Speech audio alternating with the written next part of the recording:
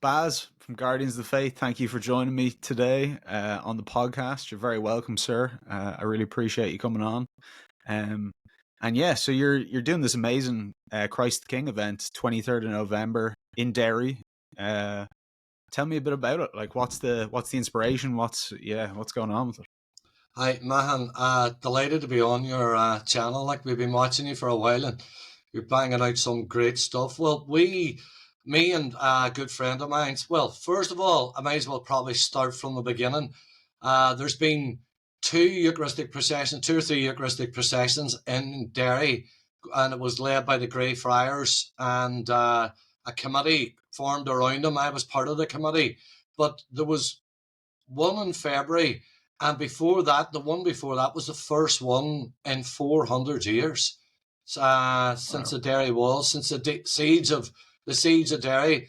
As we know, the English came in, the Londoners built the walls around Derry, and the Eucharist was removed. The churches were taken over, basically. So they have a Eucharistic procession. It was the first one in 400 years, which was monumental.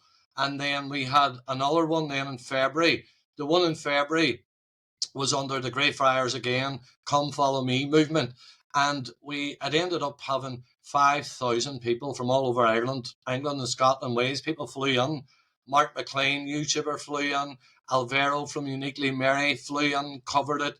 EWTN covered it. Radio Maria, Shimon TV. It was absolutely mind blowing. But there was 5,000 people turned up to it. But the most important thing was it ended up in 70 parishes around the world at the same time, which is unprecedented. It's never been done before.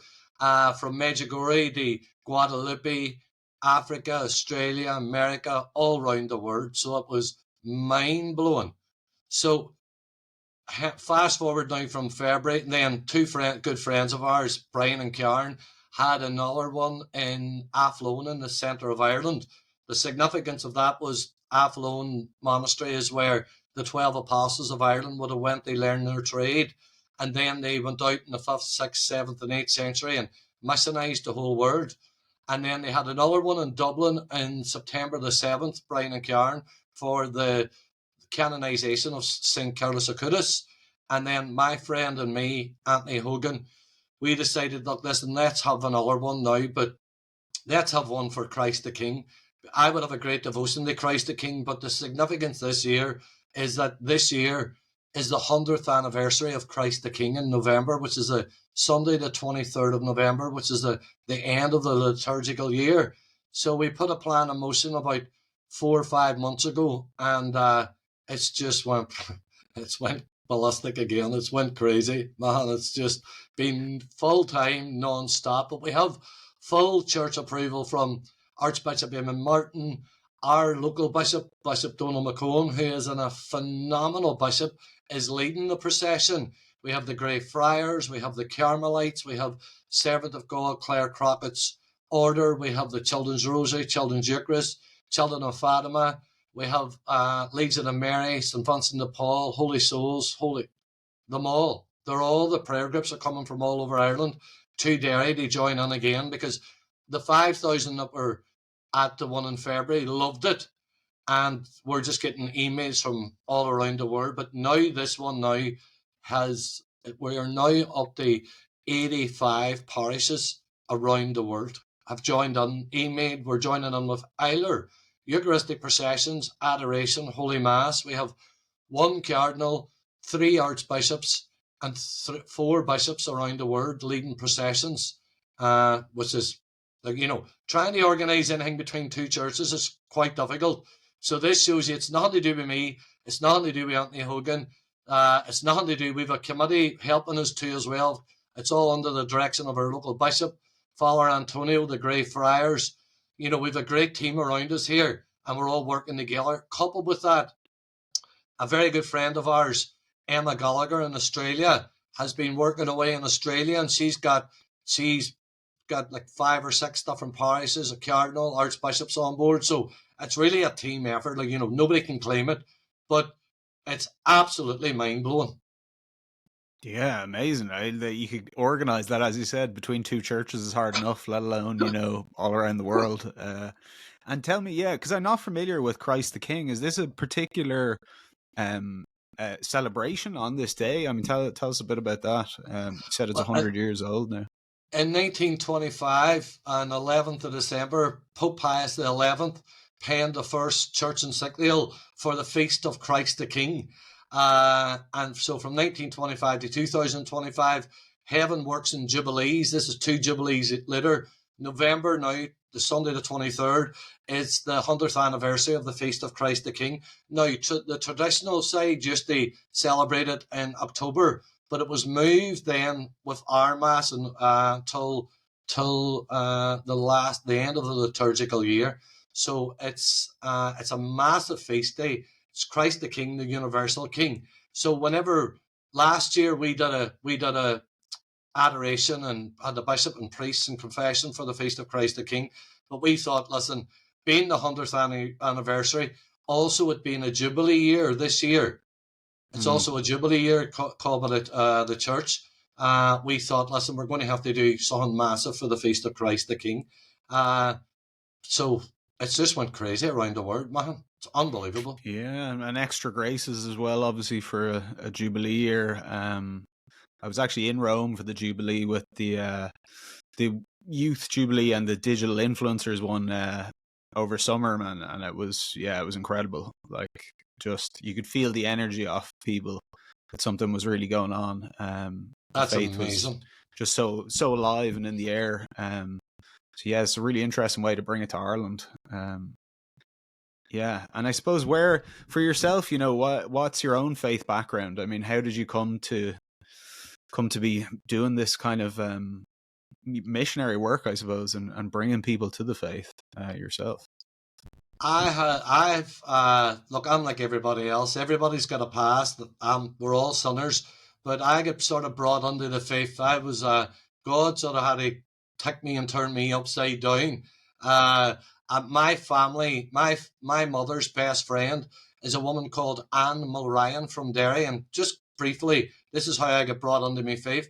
She 45 years ago, she was 7 months pregnant with twins, had 7 bleeds to the brain, was rushed to the local hospital, Aunt Gavin. Cut a long story short, they put her on a life support machine and told her that her husband to prepare for a funeral because she was clinically dead. She would never walk, talk, breathe, or blink again. That they were going to put her on a life support machine for 7 weeks. At the end of 7 weeks, have a cesarean and prepare for her funeral. The Padre Pio Globe was brought into the hospital to her, and when the Padre Pio Globe was brought beside her, she was still in a coma. She sat up in the bed, took the Padre Pio Glove, blessed herself with it, and blessed her stomach 3 times, and the smell of roses in the room would have knocked you out. They told the consultants, and the consultants obviously didn't believe her. They took her to Belfast. They cut the top crown of her head off. They investigate and said, look, listen, it couldn't have happened. Blah blah blah. But over the next 4 or 5 weeks, she came out of the coma. They moved her from Belfast, the Royal Hospital, back to Altnagavin in Derry. She had the twins and was released on the feast 23rd of September, the feast day of St. Padre Pio. Now, she was flown to meet Pope John Paul 3 or 4 times. She was on the altar with Pope John Paul for the canonization of St. Padre Pio. As you know, there has to be 2 unequivocal miracles for anyone to be canonized as saint.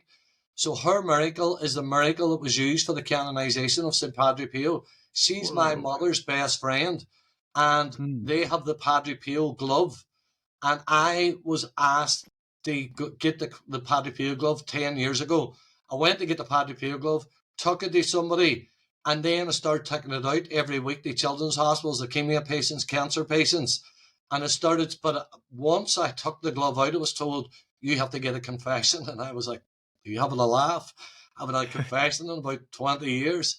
But cut a long story short, I went to the Sacrament of Reconciliation, and then, unbeknown to me, I was in a state of grace, temporarily, obviously. But once I started taking the Padre Pio glove out to children's hospitals, leukemia patients, cancer patients, and seeing unequivocal, first-class miracles.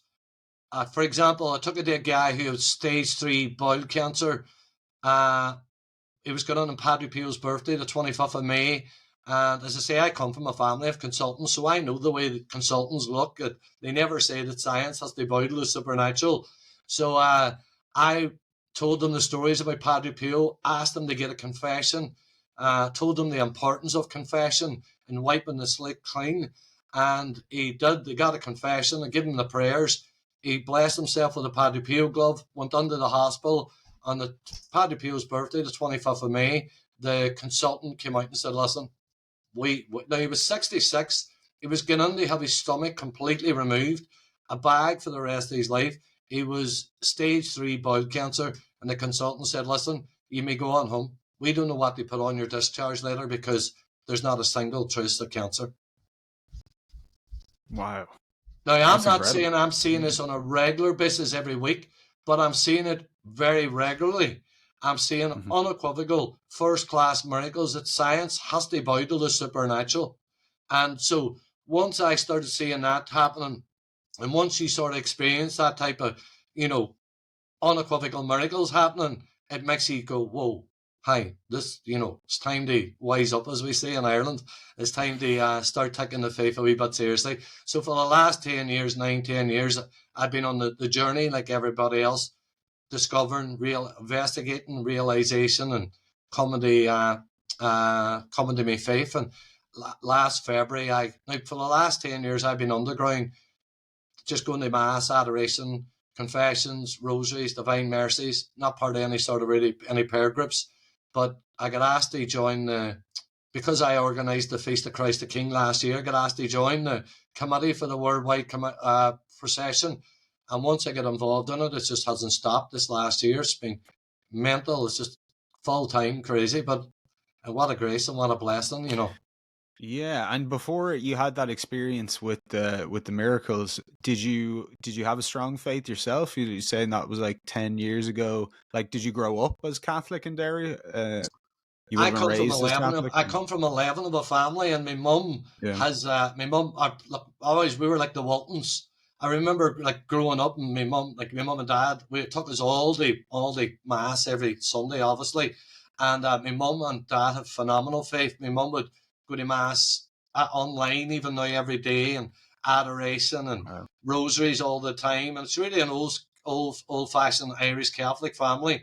But I always remember growing up in the statue of the Rosary getting brought on to the family home, and you'd be sitting nudging your brothers and trying to make them laugh and everything. So, but then once I hit 15, I think like not like everybody, but a lot of people, once you hit 15, you start going out and having a drink and meeting women. The rest is history. And then I stayed away from. I always believed, but I wasn't practicing, and I obviously didn't know. I didn't take it seriously. Obviously, didn't take it seriously, and I was a bit of a joker. And love life and love being happy. Never really thought about it. I believed strongly, but never thought about it. Until I started taking the Padre Pio glove out, and once I started seeing them unequivocal. Plus, I went to knock, and I had a bit of a conversion and knock around about the same time, and that's what brought me back to my faith over this last 10 years. Hmm. And would it, like, when you were growing up, you would have grown up in Derry then, in kind of like 60s, 70s, maybe, was it, or Yeah, 80s? born Yeah. Did 71, that? so I'm Yeah. 54, so we grew up through the troubles. I was shot by the British Army, broke an ankle.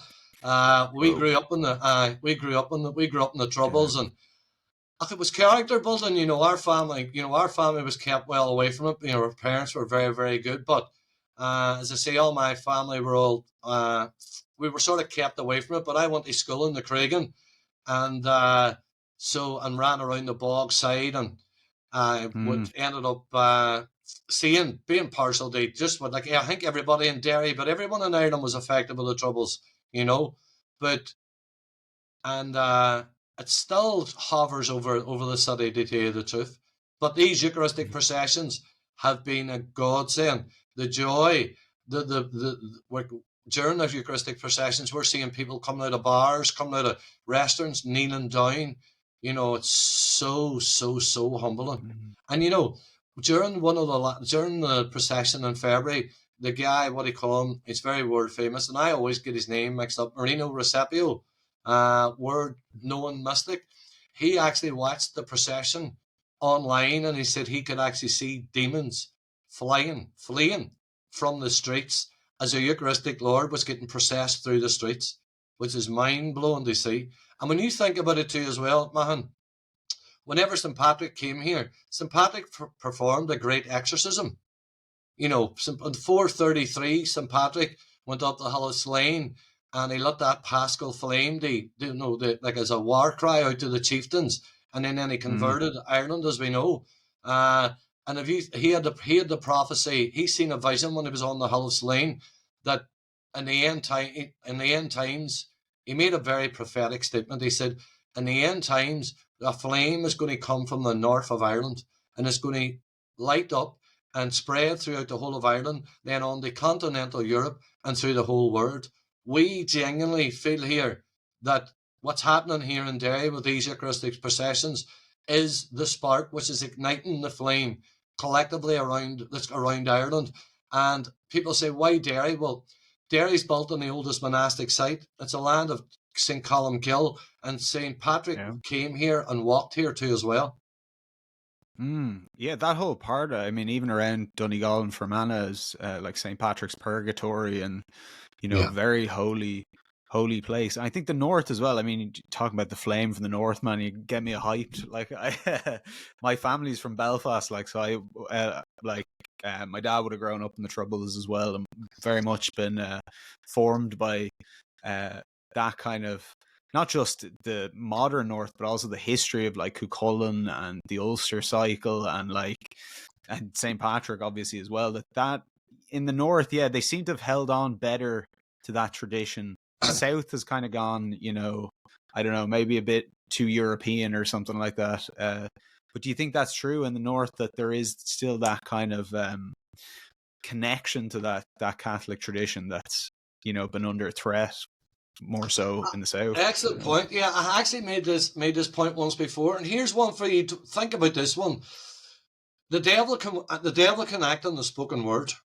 So the devil knew St. Patrick's prophecy, and I think this is why the North was targeted so much, and why the devil caused the division between the Catholics and Protestants, caused the invasion and the so-called plantation, the genocide, the famine. It wasn't a famine; it was a genocide. And why Derry, why the north of Ireland was targeted so much with the siege of Derry, 1613, and then coupled with Mm. that, moving on to Bloody Sunday. And so you're asking the question, why has the north held on to? I think it's due to the fact that we were persecuted so much more. And it gives you the fighting Irish, for those that have been downtrodden and been brought to their knees, the only way is up. And because we have the Catholics of the North have been persecuted a lot more than the Catholics in England or Scotland or Wales or Southern Ireland, that resilience, they hold on to that fight, they hold on to the Mm. faith, is has been kept so prevalent. You only really have to look at the famine. If you take a look at the famine in Ireland, like for your viewers that don't know that outside of Ireland, Our Lady appeared in La Salette in 1846 in France, and she said there will be a famine. Now, at the exact same time, the famine started in Ireland, 1846. Now, for the next 33 years, what Ireland had to go through for the famine, right up until 1879, when Our Lady appeared in Knock on the 21st of August. When you take away from 1846, the famine, what actually happened in that famine was there was a potato plight. But when the English came in, what the English did was they took the grain, the flour that the Catholics needed, and shipped it out to England. And then when the Western media, especially America, caught wind that of what was happening, the international media, the English came back in and set up what's known as the soup kitchens. And when they set up the soup kitchens in around 1847, 48, but over them years, the process was that the Catholics had to line up. Now, don't forget they're starving, and they lined up to the soup kitchens. And part of the prerequisite for getting the suit was you had to denounce your belief in the true presence. Now, millions emigrated, millions refused, and because of that, they were left to starve, and they died with what's known as grass in their bellies. And so, when you think of what our forefathers, our grandfathers, our ancestors did to preserve the Catholic faith and hold on to their Catholic faith, Ireland's one of the most persecuted countries in the world, but Ireland has more saints per capita than any country in the world. Wow. Yeah, because of that persecution. It's so interesting, like how, because obviously we were, by having England so close to us, like they were becoming this kind of Protestant empire. Like we as a Catholic country were like completely just up against, I mean, this monster that was right beside us and right invading us. Like it was, almost an impossible situation. You would think like that we couldn't hold on to it, like that it would have been eradicated, like all our property was taken, we couldn't own anything, Catholics were second class citizens in the penal laws, you can't vote, and yet still we held on to it. It's amazing, the resilience of our ancestors to do that. And that was Ireland was a blueprint for the rest of the British Empire's imperialistic colonizing the whole rest of the whole British Empire, from Australia, Canada, right round.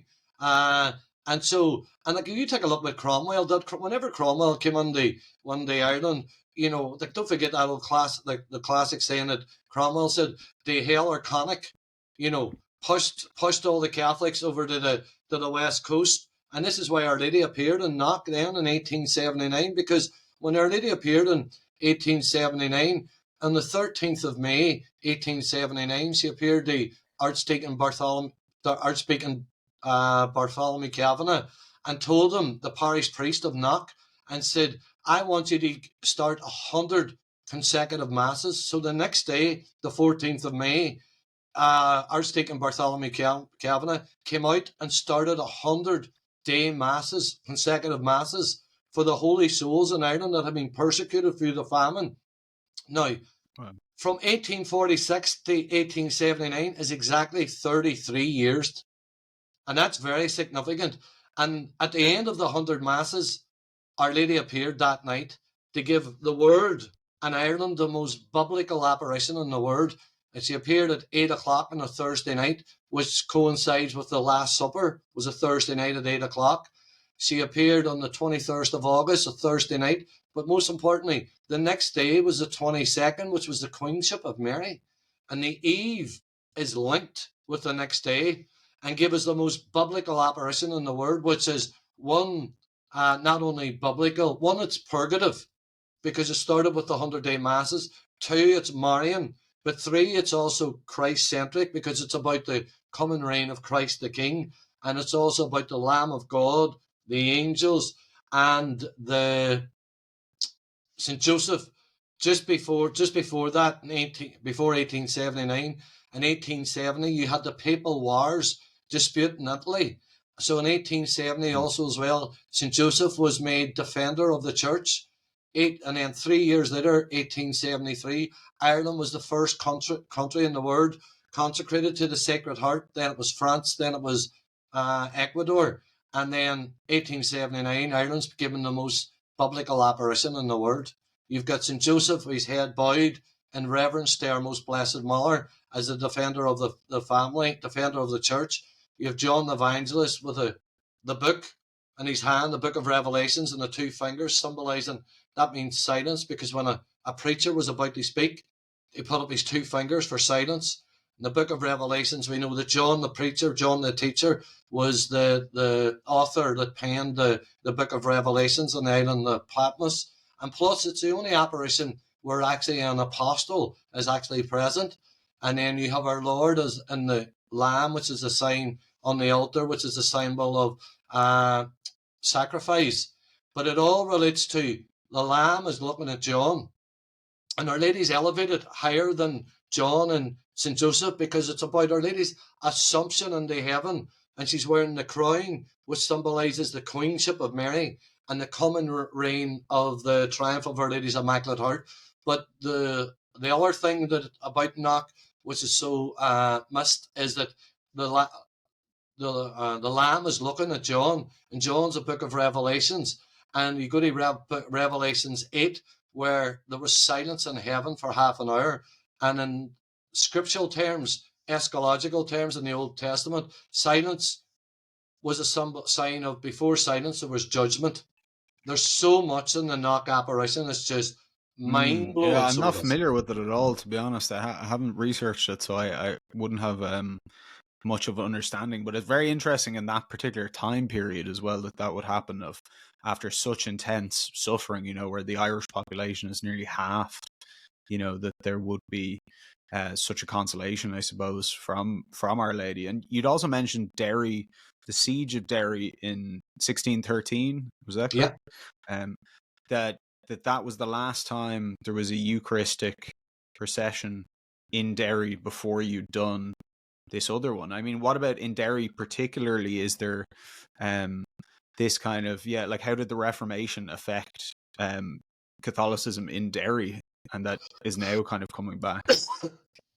Well, whenever like the Reformation, really, 1517, and you see the Reformation moving into Ireland then with the invasion and the plantation. Basically, well, it really happened like in 1169, the invasion of, you had the Norman invasion, the English invasion over Ireland. But really, from the Reformation, you see that the siege of Derry, the English came in, slaughtered the Catholics. They built the Londoners built the Derry walls.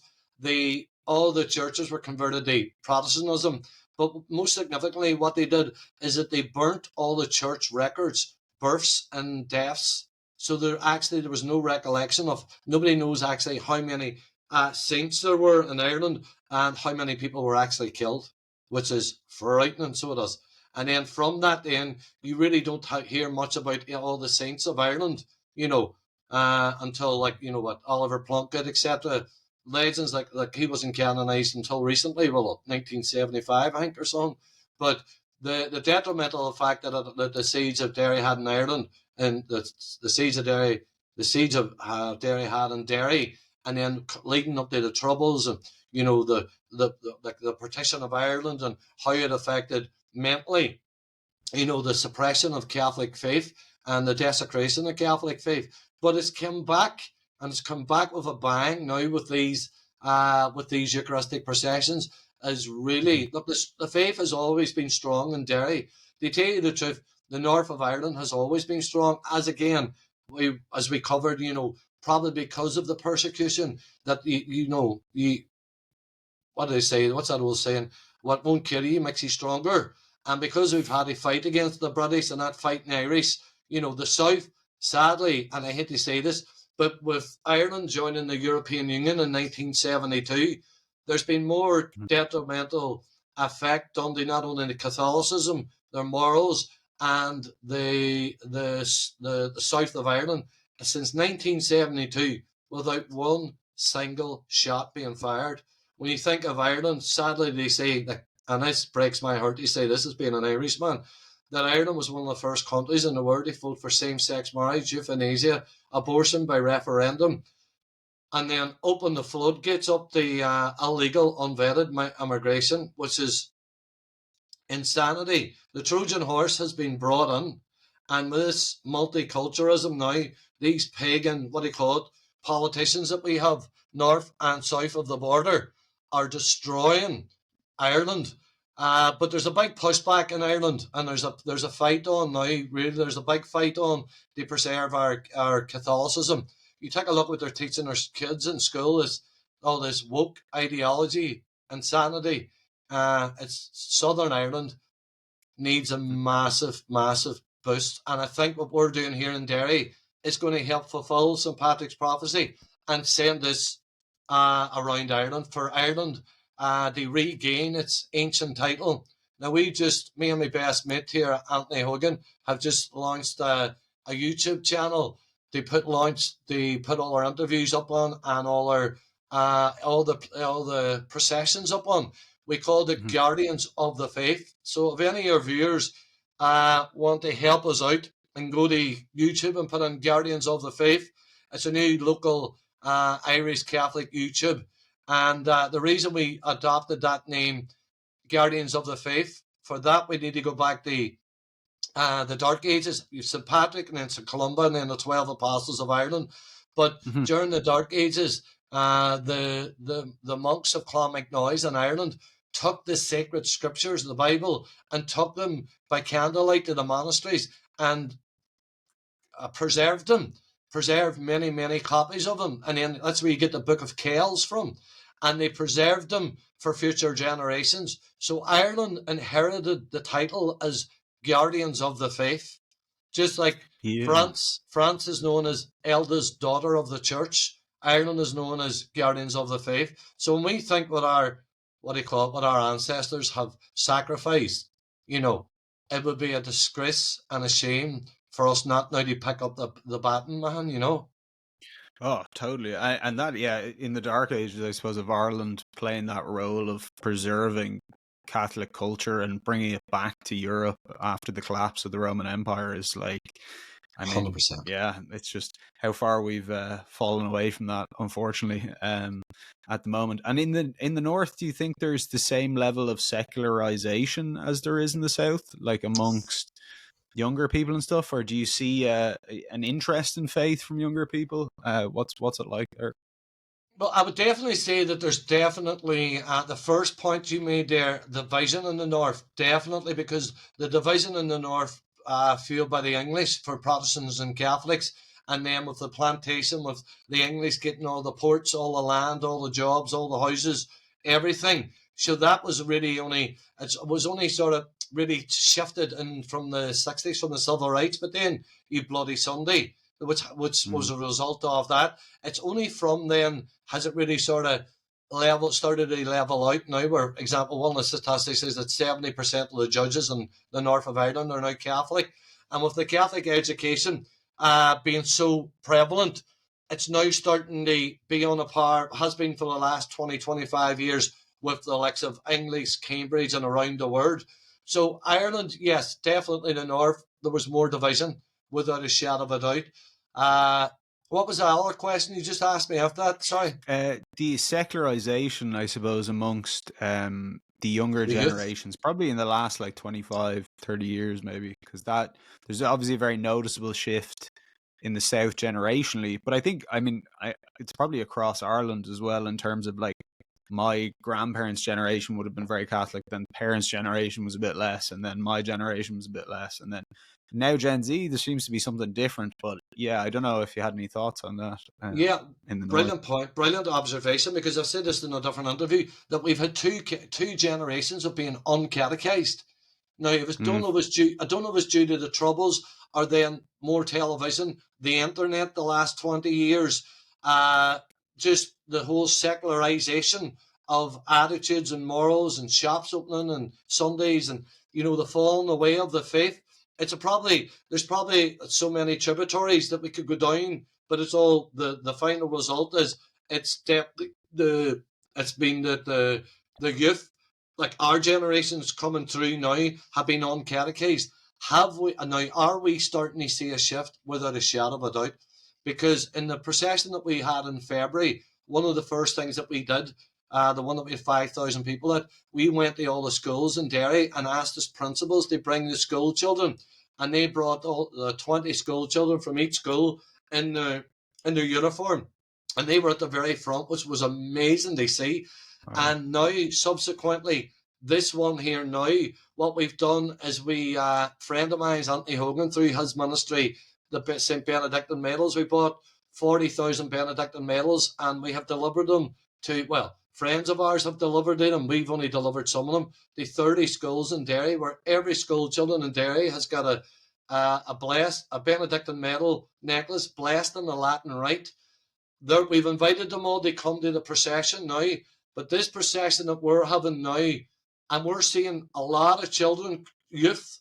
There's every school that we went on to, the principals are all saying, boy, the want, and there's a real hunger out there, and the children are crying out for something, and they don't know what it is.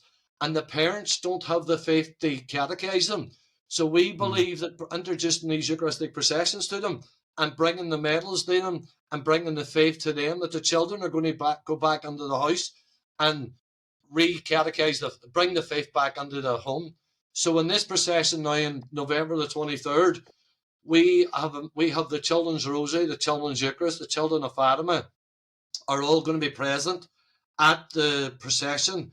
The procession is kicking off from at Holy Mass at 12 o'clock. 1 o'clock, the procession processes through the town again to the Peace Bridge, to the River Foyle, where we have three bridges. I was going to say, well, we have three bridges, but we have three boats taking the bishop and the clergy up under the three bridges to commemorate the three falls of Christ.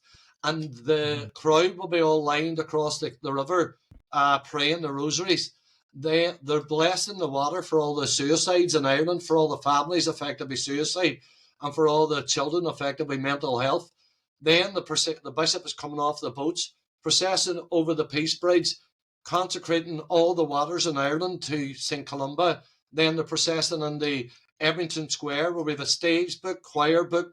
The bishop is doing benediction. The children will be on the stage giving out the rosary. The crowd's going to answer. We have a song composed that we're going to drop on iTunes about calling it The Heart of a Mother.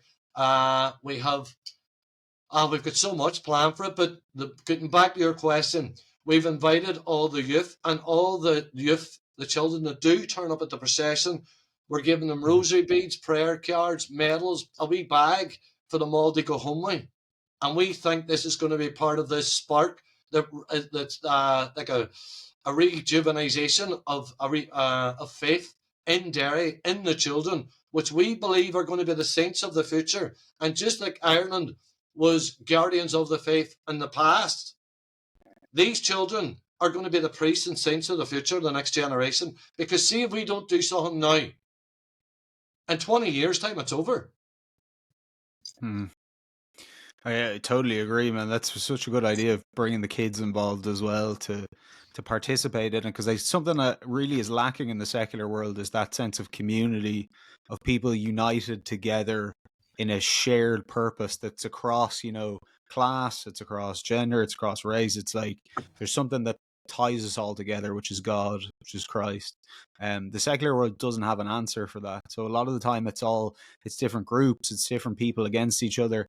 And so actually just bringing people together in that way is really powerful. Like that in itself is a statement, I think, of that you have something that's unifying, Unity, which is just missing. Yeah, actual unity.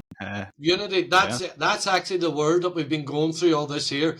Unity, uniting people all together, bringing the faith back into the children, and hoping that the children go back and start. We're seeing the fruits of it since the last procession. Family rosary in my own house with my children. Other people saying we're starting to pray the rosary, which is amazing. And we're part of also in Derry, the Flame of Love. The Flame of Love is a worldwide apostolate, and it ties in with St. Patrick's prophecy that a flame will come from the north. And man, it's just beautiful, so humbling to be a part of. And it's a joy and it's a buzz.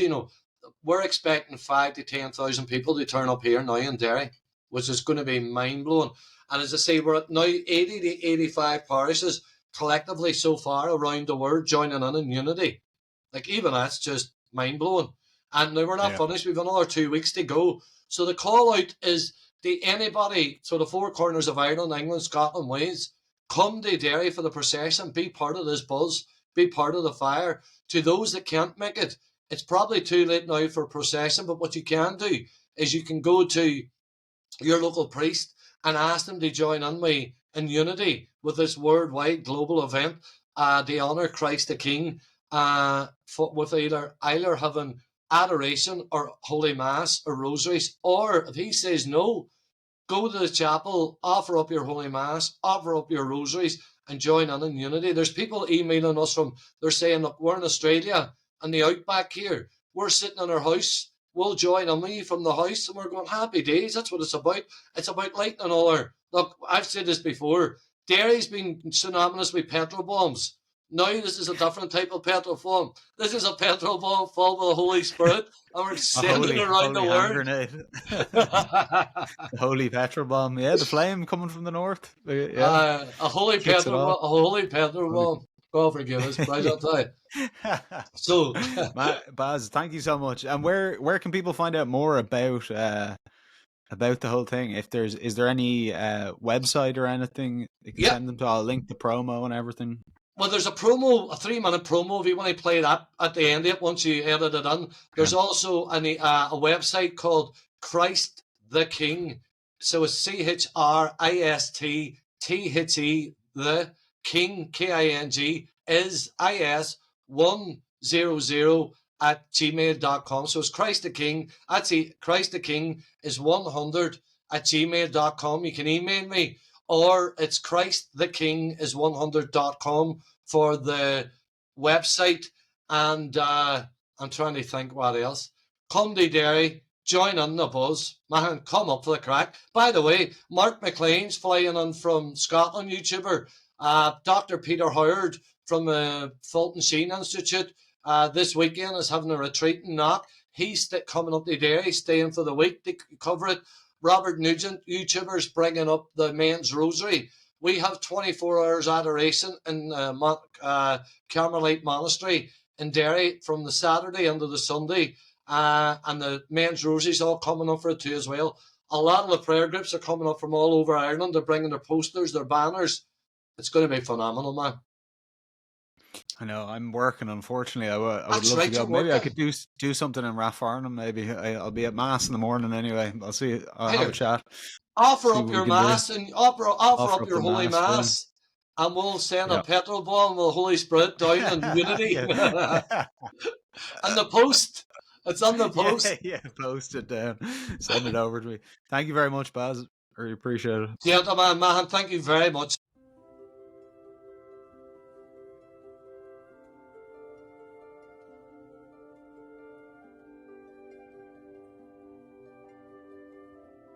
In February 2025, Derry, a small city in Ireland, took the world by storm by having the first worldwide Eucharistic procession on the Feast of St. Bridget. Over 5,000 devotees walked in unity in love for their Eucharistic King. Over 70 parishes across 6 continents joined in simultaneously in unity, from Rome to Africa, Portugal to Australia, Canada to France. This truly was a first of its kind. Once again, Ireland is rising up and reclaiming their ancient title as guardians of the faith. In November 2025, Derry is once again launching the second worldwide Eucharistic procession on the 100th anniversary of the Qua Primus to honour Christ the King. This is a call out to all the clergy, to all the laity, to every Christian country in the world. This is your time. This is your chance to join in with us as we carry our Eucharistic King through the streets, to pass this Eucharistic flame of love, to pass this Eucharistic flame of hope. We are calling the 4 corners of Ireland to come to Derry. This is your time in history to stand up, to throw away the excuses, to cast off the chains of captivity. Our generations have been crippled with anxiety, with the internet, with mental health, with suicide. Join in this universal Eucharistic procession being led by our Bishop, Bishop Donald Mulcone. All you have to do is email ChristTheKing100@gmail.com. Ask your clergy to join in unity as we spread this Eucharistic flame of love from nation to nation, city to city, from heart to heart. St. Francis appeared to Carlos Alcuda's mother in a dream and said to her, "Your son, after his canonization, God will fulfill all prophecy and send forth the Holy Spirit over the face of the earth and touch every teenager through the sanctifying grace." So this is a call to the youth of Ireland, to the youth of Christendom. This is your chance now to join in throughout the world. God bless you. God bless your family. God bless Ireland. and God bless the whole of Christendom. This is our time, and this is your chance and your opportunity. Ave Maria.